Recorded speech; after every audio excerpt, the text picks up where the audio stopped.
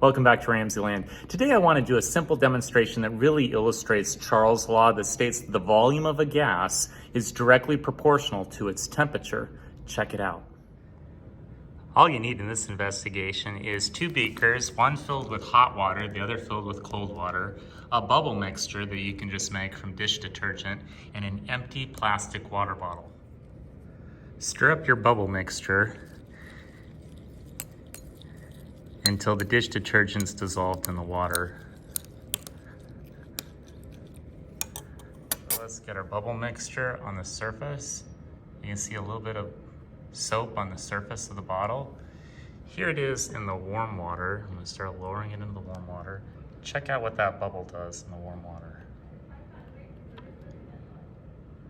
The bubble rises. There it is. I'm gonna put it in the cold water. Here's in the cold water, watch the bubble. Okay, so there's the bubble line. Here it is in the warm water. Check out that bubble rise. Isn't that amazing? Notice the bubble is rising in the hot water. Now see where the bubble is right now? Now I'm gonna put it in the cold water and the bubble contracts. Another great way to demonstrate Charles' law and how the volume of a gas is directly proportional to its temperature is by taking a balloon and putting it upside down inside of a flask and then add heat to the flask with your heat gun. Check out what happens to the balloon.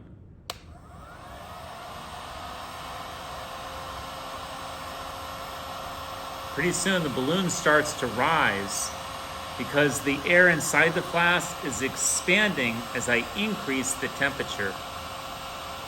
The more I heat the outside of the flask, the more the gas inside expands. It has nowhere to go except into the balloon. Well, I hope you enjoyed today's edition of RamZland, and I'll see you next time.